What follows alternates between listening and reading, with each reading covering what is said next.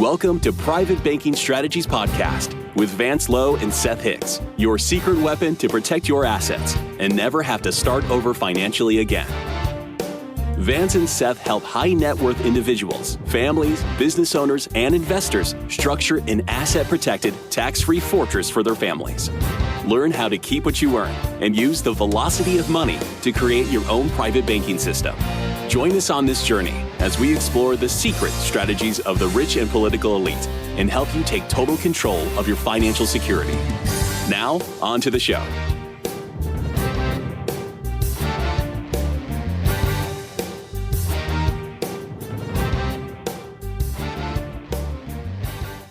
Welcome to Private Banking Strategies with Seth Hicks and Vance Lowe. Vance, how are you this morning? I'm doing great. Was under the weather for a little bit with a cold, but it looks like I'm winning.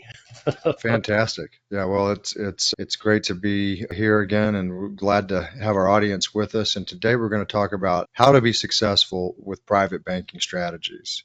And we're going to go through some topic outlines and go through things that we've discussed before. We're going to consolidate it all into a multi-part series here for folks.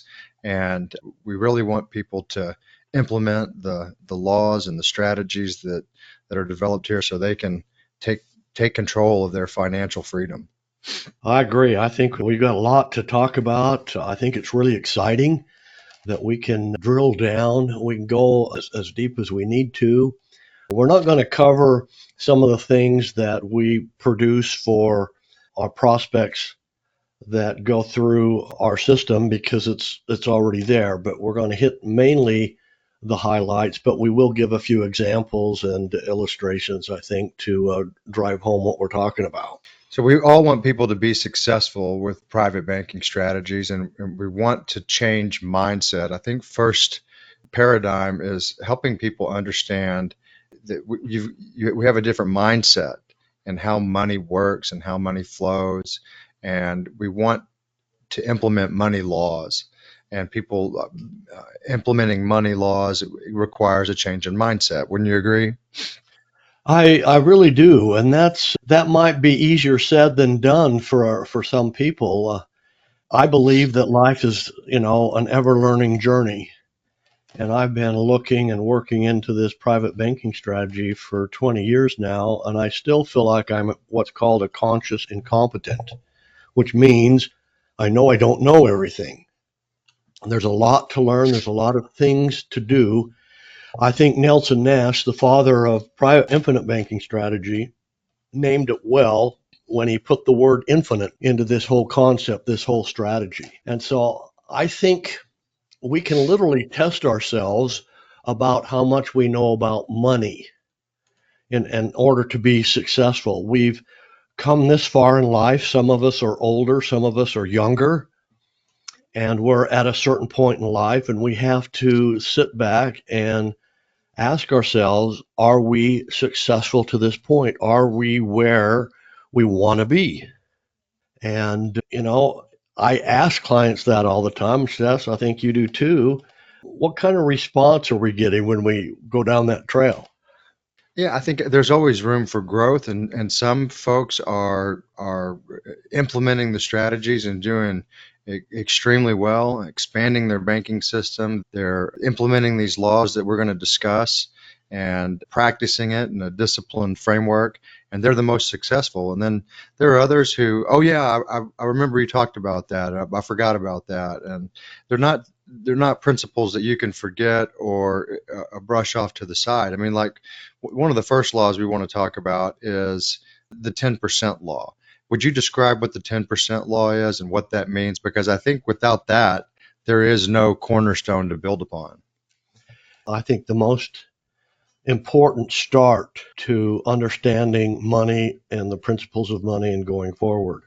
And through this journey in life, as we feel whether we're successful or not, is based upon the correct interpretations. And I'm going to probably hammer this throughout this series, that we may think we know something because of our world experiences in the past, but it's not necessarily correct.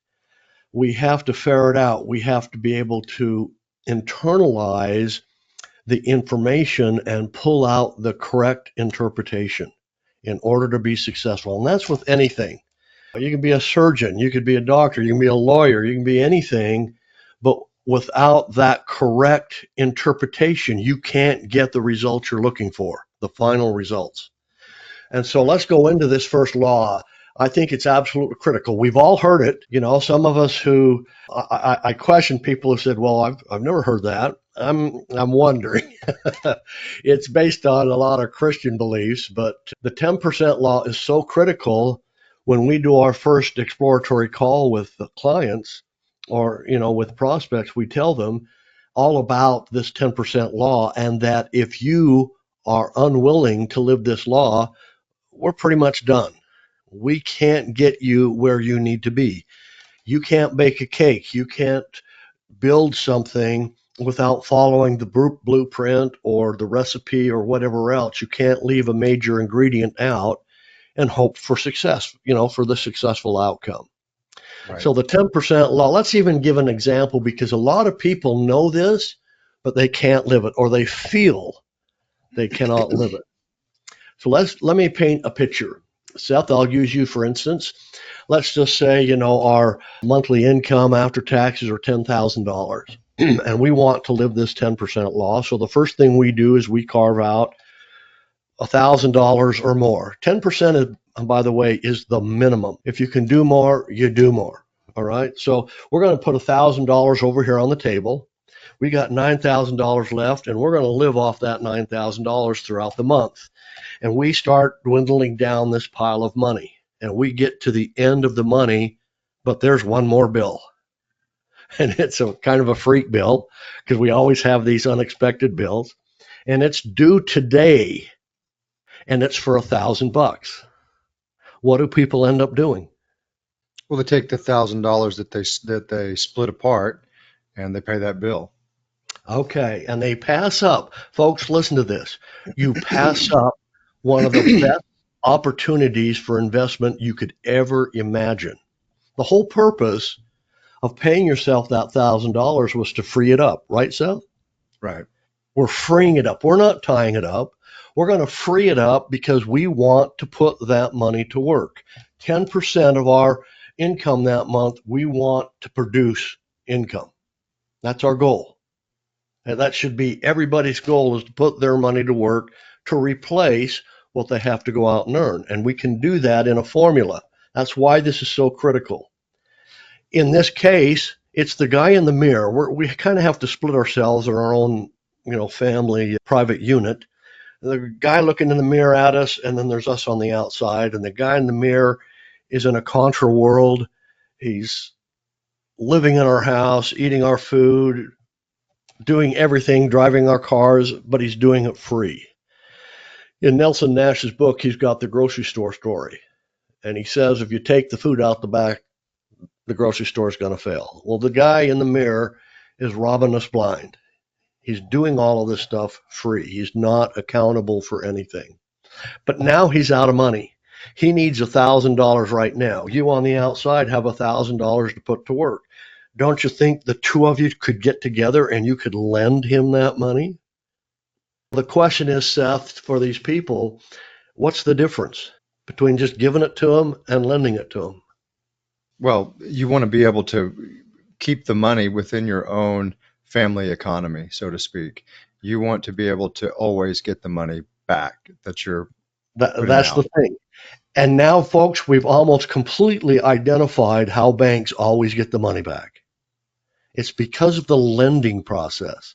Now, all we have to do is we don't care about how fast we get the money back. What we care about is that we put $1,000 to work. We could come up with any type of payment that would fit our budget, right? Right. Yeah, we could do that. Now the only question is, do you want your earnings high or low? Everybody says high. We could charge 25 or even 50% interest and double that return every 2 years, income tax free, and still keep the payment where you need it to fit inside your budget. Let's color in some of these ideas that we're talking about. The first thing you said is of a $10,000 monthly income, we take 10% or $1,000 and we separate that and we pay ourselves first. Is that what I'm hearing? Absolutely first, not second or third.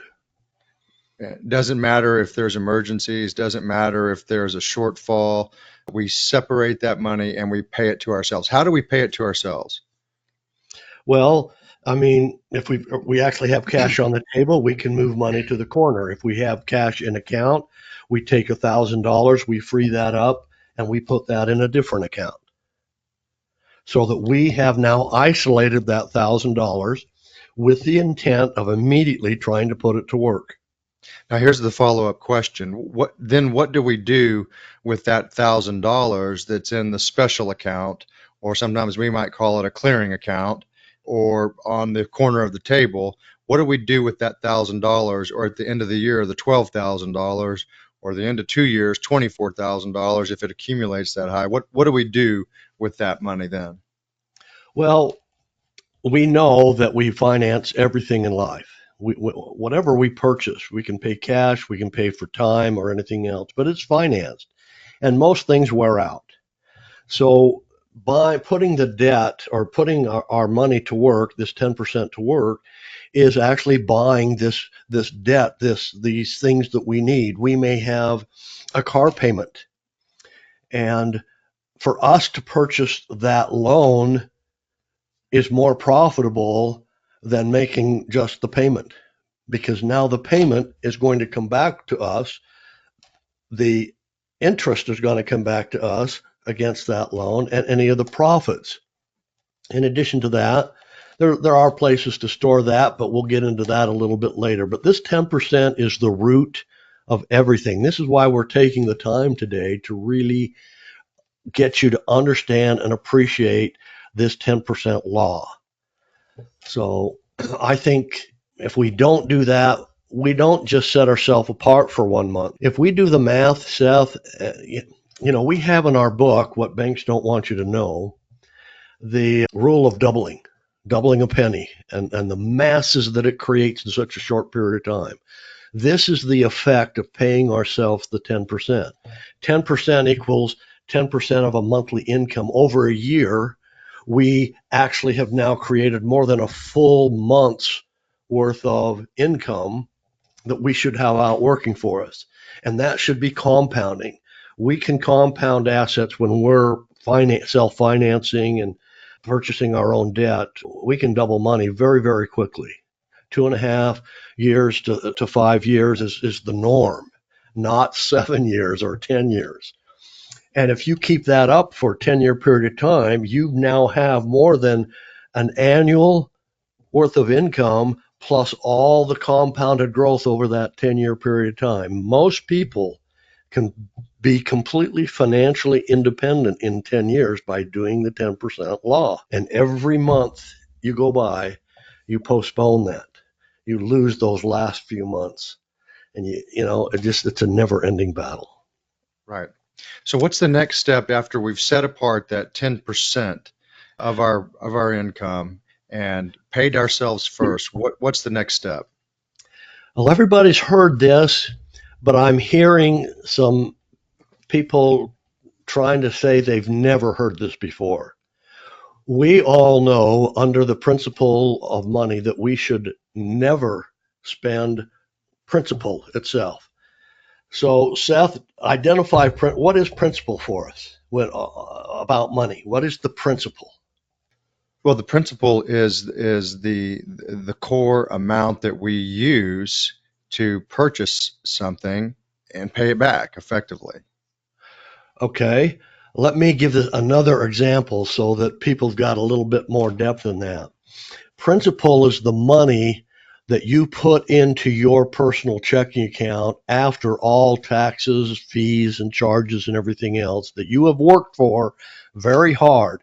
Many people go to work for someone else, and it could be as high as 25 to 1. We've got to make $25 for everybody else for you to net $1 in this system of ours. the way the banks have it, because we've got to make everybody else a profit. We got to prove our worth every day and go through this same process, day in, day out, week in, month in, and year out. And so the money that we bring home is principal, and a lot of people don't understand that. They think, oh, well, no, that money's got to be used because we have to live. But it is the principal, and we don't have to spend it the way everybody is spending it. And Warren Buffett's, the Donald Trumps, the successful families that are more private, but some of them, do advertise, not advertise, but tell people what it takes. And they all come in and say, you can never, ever spend your principal. Warren Buffett has 2 rules to that. Rule number 1, never spend principal. Rule number 2, never break rule number 1. So it's that critical, because when we do, we lose the momentum. We immediately go back to square one. So if Okay, so take, if we defined principal as after tax, after expense left over, and we're saying never spend that, what exactly does that mean then? Never spend that, because you've got to spend that for your house, your automobiles, your food, and we're not talking about leisure consumption type things. There are necessities, food, water, shelter, that have to be paid for. And so what does that mean then? What's left over there after taxes and expenses? Where do you put that, and how do you pay for the things you need? I think this is the number one question people are always going to have, and they get to this point and they give up, so to speak. Look, I've got to use my money just to live. And then if I've got anything left over, I can save that. But that is incorrect. And this is where we have to bring in what we call a banking equation. When our country was brand new, we didn't even have banks. We had a system of independence, a fierce system where every family was its own unit, was its own economic unit, so to speak, and was able to survive and thrive out in the wilderness where there was virtually nothing. So in principle and saving and not spending principle, the banks have this down to a fine art. The big question is whether banks are cheating or not, and they do things unfairly. We believe that because a lot of them are very close to insolvency. But the true nature of a bank is they always get the money back, and we're trying to tell people how they do that. They never, ever spend principal. All the overhead on a branch office, the new building, all the chairs, the furniture, the equipment, the electronics are all financed within their own system. In order to get the money back, that's what we have to do. But we have to have a banking equation, because on one person, or on one point, the person in the mirror, he does 2 things. He consumes, he spends money, but he goes to work to replace his habit, so to speak. And that's a cycle. It's a continual cycle that locks him into having to work. If we were to put a banking equation in our life and entered all of our new income every single month, all the new money from all the sources. If we're employed, it comes from our employer, an automatic deposit. If we're self-employed, it comes from our self-employment. If we're retired or if we have investments, all of those monies that are paid to us as profits that are coming into our control, instead of being put into a personal checking account, we need to put it into our banking system first, into our bank, and then let our bank put that money to work.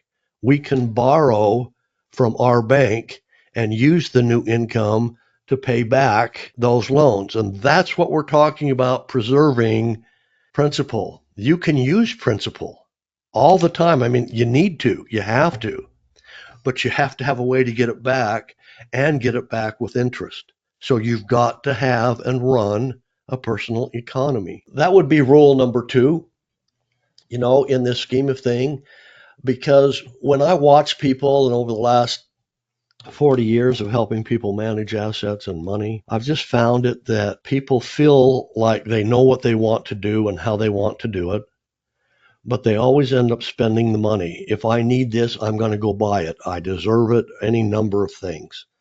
So most of the time, this is why I kind of use this terminology that if you learn about how to become your own private banker, you learn how to speak Martian, because it's so alien to the way people treat money and the way they think about money. It's so different. Once you catch on, once you learn how to treat money properly, it always comes back to you with interest, always. Right. Did that story feel like it was about you? Do you feel like you are generating a lot of revenue but are not moving forward as fast as you would like? Do you feel you should be making more progress toward your financial goals? Do you feel stuck? Let us help you get unstuck. Are you ready to take action and get your own private bank? Please visit us at www.privatebankingstrategies.com. So we have a banking system that we implement where that 10% that we carve out is coming back into the cornerstone of our banking system. And that compounds and grows, much like the penny doubling every day that we illustrate in our book. That same principle is at work within your banking system and strategy. And then if you have like I asked, the food, shelter, water type necessities, you use your banking cornerstone to finance those purchases and servicing that, and you have the system paying back your own bank. Is that a good summary? That's true, because a lot of people who think they know about money will say, well, that can't be true because you're spending money, or the money's going away from you. That's because we don't have the banking equation. We know everybody can't refute the banks always get the money back. They always get the money back because it doesn't go out of their banks unless there's a tie to it, unless it's a loan. It's the bank that gets the money back with interest without having this banking equation in your life. This is why we preach this. This is why we try to help set this up in everybody's life. You've got to have your own bank, and we call it a banking equation, because it will be the bank that always puts your principal to work and always gets it back. Seth, you said one other thing with the 10%. Picture this. If we set up this banking equation, this banking account, and move all of our money into there, it's not sitting down in a personal account or in a business checking account tempting us to spend it if it's not necessary. Okay? It's sitting up there in the bank waiting to be lent out for the typical things of the month, but also for non-typical things, an accident, taxes, any number of things. Money multiplies so much faster because now we have a little bit better control and we're more accountable than just throwing our money in our personal accounts. And when it's out, we're out, we go back to work and, live month by month. Right. So once we have those systems established, what is the next step? The next one, which is number 3, and I want to go back and say the first one and the second one, along with this one, are mental processes that the average individual has chosen not to do. And we wonder why we can't be successful with money. We've chosen the 10% is too hard. Everybody spends principal. It's called, that's a herd mentality type thing. The last one here is we all know we should be following a well-defined financial plan that is updated regularly. We need to follow it without fail. You don't have an airplane leave the ground. You don't have a ship sail from the harbor. You don't take a trip across the nation without a map. Without some sort of plan to get you from point A to point B.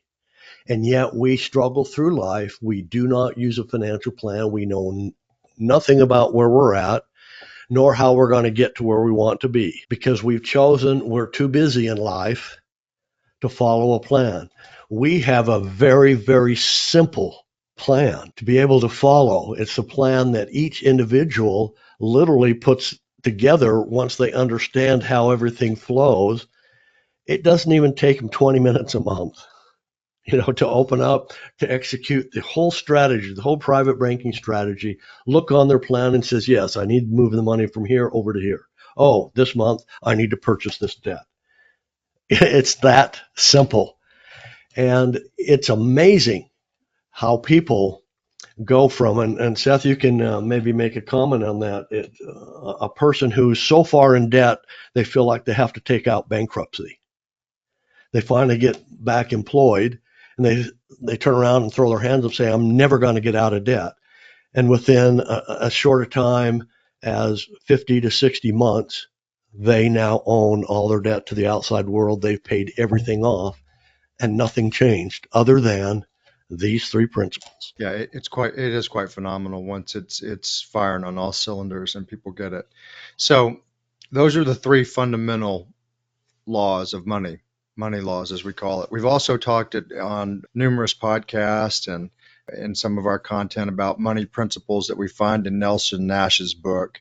Would you like to touch on some of those? Yeah, let's do that, because these are absolutely critical, because it's the way we feel, the way we think, and the way we use money. Okay?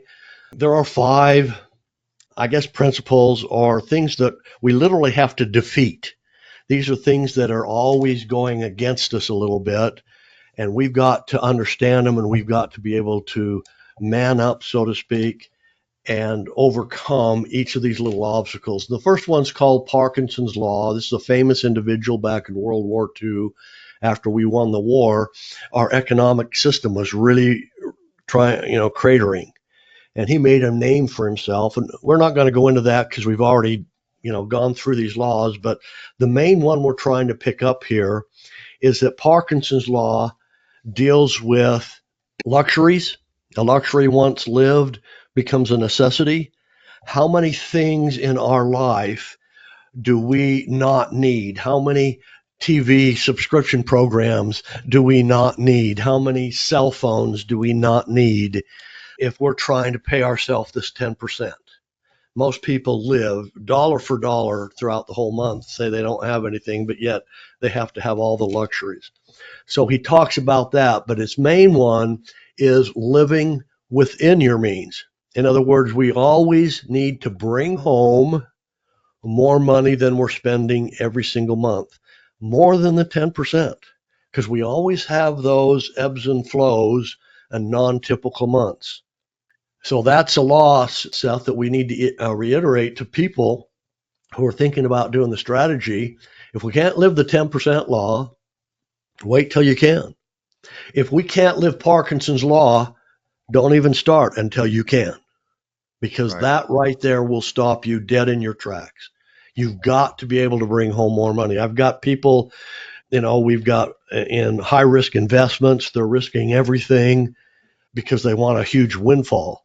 They stopped work, they've done all kinds of things, and they want to set up this, strategy in their life, but they don't have a flow of money. Okay.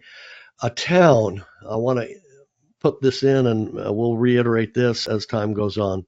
A town does not have a retirement date. A town is totally organized to attract new money into town. And once new money gets into town, that money bounces all over town. The gas station, the dealership, the banker, the dentist, mechanic, restaurants. It's only $1, but it bounces so many times all over town and creates more money.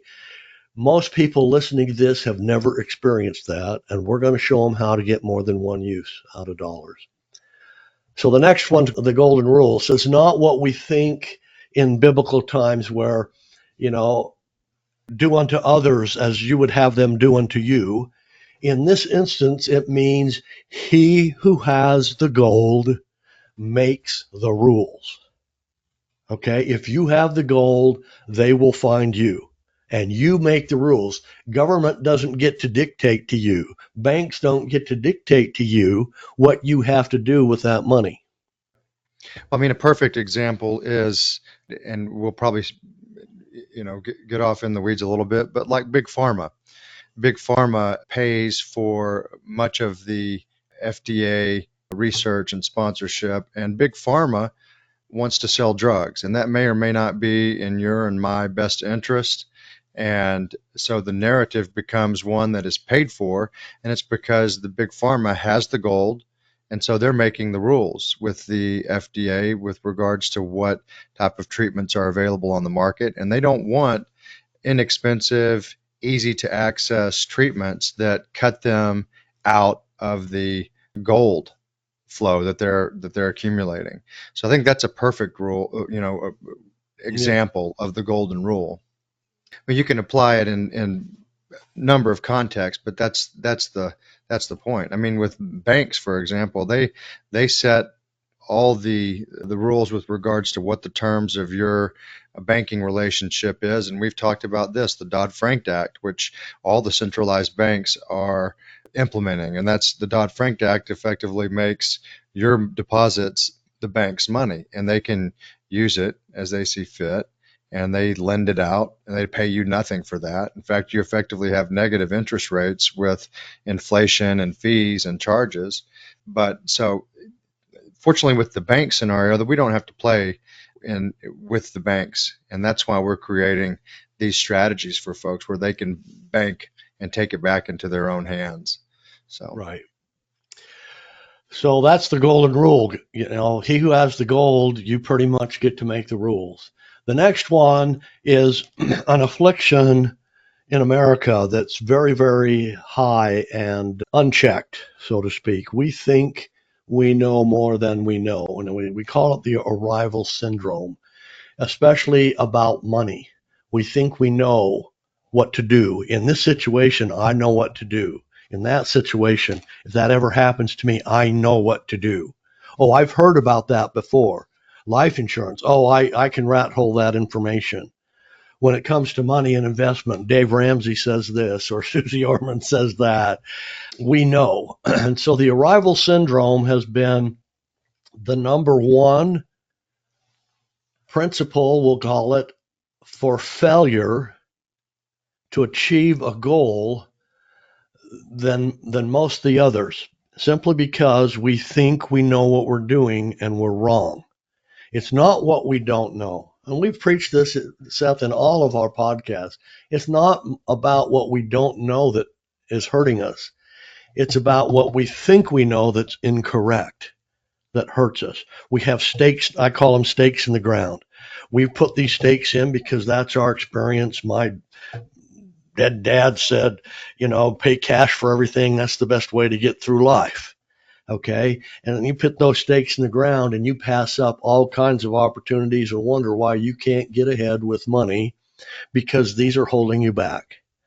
Folks, when you learn and start seeking about this strategy, try to pull up all the stakes. Don't let anything hold you back. Learn something new about money.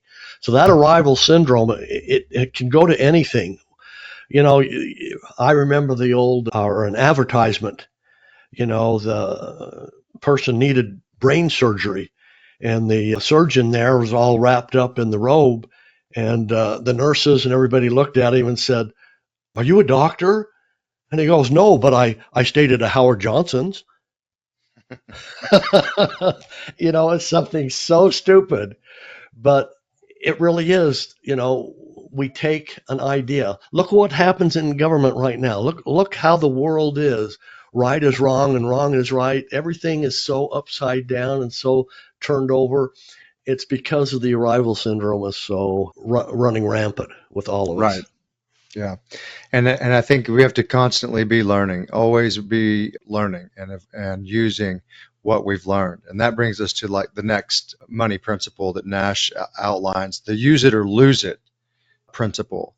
Use it or lose it. How does that apply to private banking strategies? Use it or lose it. I've learned through life, through life we all develop habits. Some are good and some are bad. When we've identified bad habits, if we want to eliminate those bad habits out of our life, you just can't cut it out. and then go, because it leaves a hole. The best way to get rid of a bad habit is to replace it with something good, a good habit that fills the void. What we're talking about here is money. We're going to teach you the true principle of the use of money, and it's different. And you have to use it, because I watch people start a program and life happens, they get busy, and they fall back. They just fall back to the way that they normally pay their bills and everything else, and they never reap the reward, and they wonder why. But if we learn something and we use it and we put it to work, it will become muscle memory. Both of us throughout our lives have done a lot of sports and a lot of things that require a tremendous amount of muscle memory. It's not practice that makes perfect. It's perfect practice makes perfect. And Right. once we realize that, this use it or lose it, and when it becomes muscle memory, then when a big crunch happens, when we don't know where to tune, it just becomes automatic. And so we've got to use the new stuff immediately and continually, or 2 weeks, hey, that idea was absolutely fantastic. I'm going to go home and change my life. But 2 weeks later, nothing happened and we've forgotten it. Right. So that's the use it or lose it. What's the last one, Seth? Willie Sutton law. Willie Sutton, the bank robber. Willie Sutton was a bank robber who ultimately got caught, and he was being interviewed, and the interviewer asked him, well, why did you rob the banks? Why did you do this? And he said, duh, that's where the money is. So he knew where he could manipulate and steal, because that's where the money is. And how do we apply that with private banking strategies? He who has the money, somebody will try to steal it.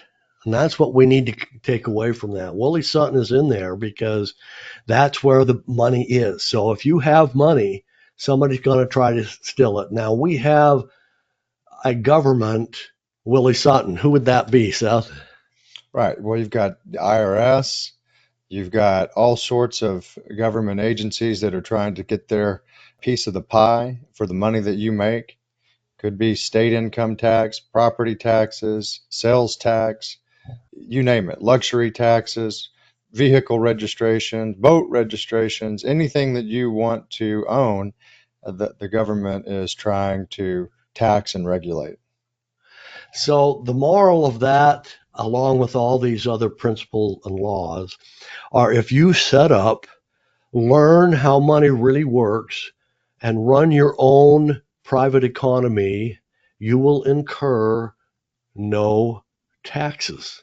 You don't incur a taxable event, is what I'm trying to say, to be Right. taxed according to the current laws. This is, again, something they don't want you to know. Knowledge is power. Power is freedom and privacy.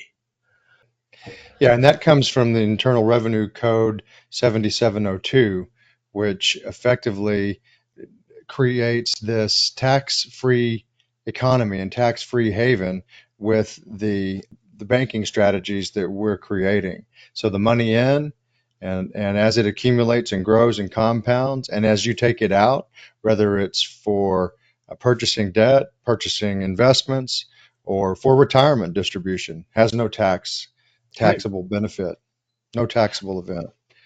So, folks, what's really important is that as we learn things, we come away with the correct interpretation.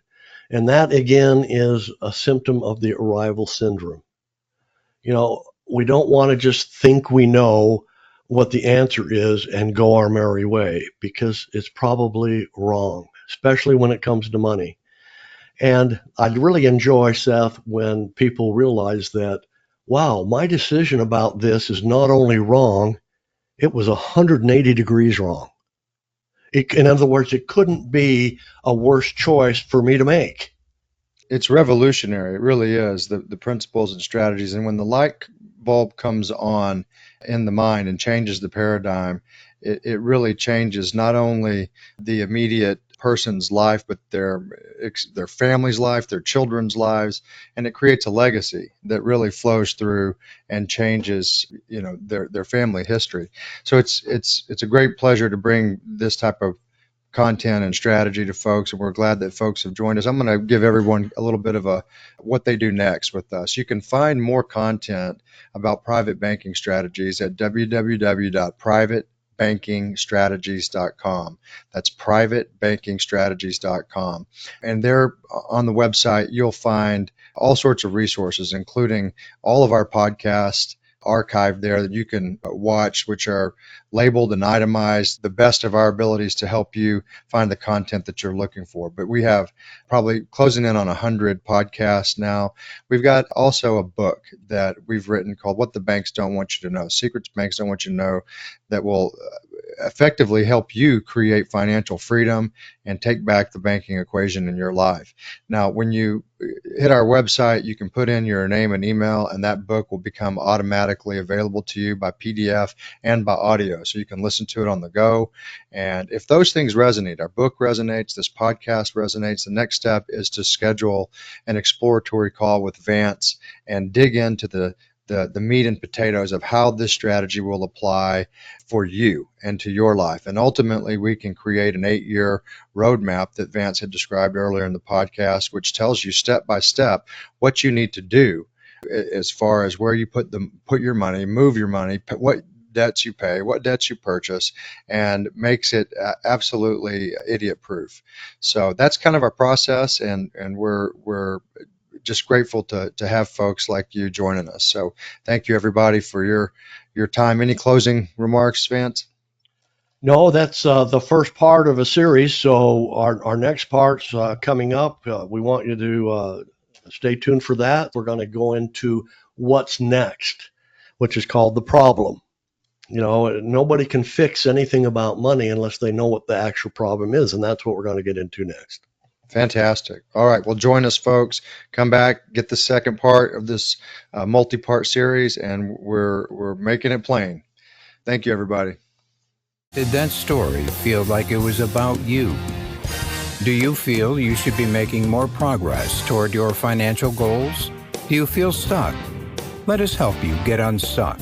Are you ready to take action and get your own private bank? Please visit us at www.privatebankingstrategies.com. Thank you for listening to the Private Banking Strategies podcast. Click the subscribe button below to be notified when new episodes become available.